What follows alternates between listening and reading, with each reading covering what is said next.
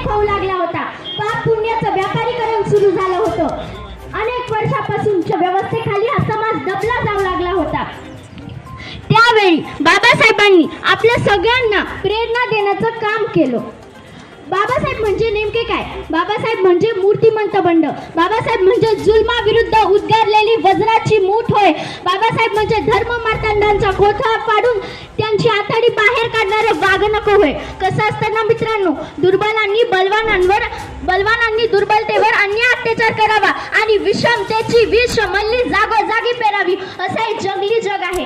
अशा जंगली जगात समतेच्या प्रकाशात, ममतेच्या माऊलीत आणि हक्काच्या कवच कुंडलात समस्त मानवाची प्रतिसृष्टी निर्माण करण्याचं काम बाबासाहेबांनी केलं.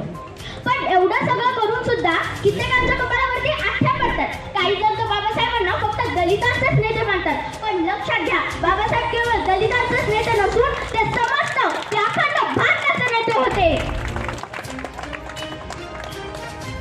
तुम्ही लक्षात घ्या, आपल्या भारतात पंतप्रधान पदावरती इंदिरा गांधी, राष्ट्रपती पदावरती प्रतिमाताई पाटील आणि लोकसभेच्या सभापती पदावरती सुमित्रा महाजन बसू शकल्या. हीच तर बाबासाहेबांनी लिहिलेल्या राष्ट्रघटनेची ताकद आहे मित्रांनो.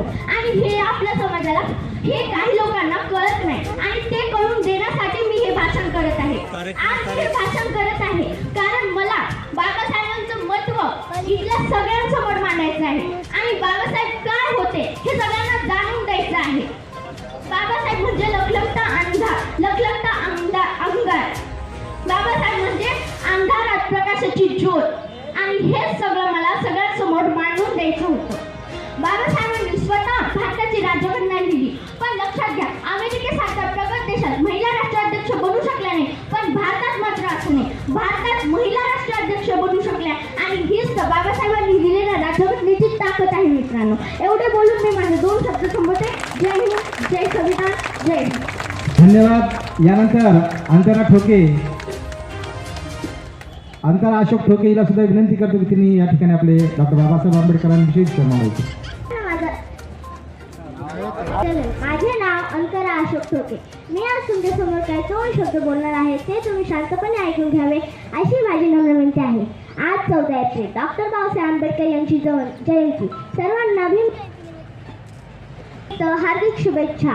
डॉक्टर बाबासाहेब आंबेडकर यांचं पूर्ण नाव भीमराव रामजी आंबेडकर असे होय.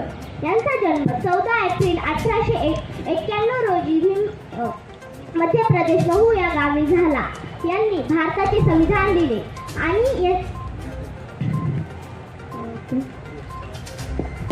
शिका, संकटित व्हा आणि संघर्ष करा. यांनी गोरगरिबांची व दलितांची खूप कामे केली आणि आपल्याला समाजाचा अधिकार दिला. एवढे बोलून माझे 2 शब्द संपवते. धन्यवाद.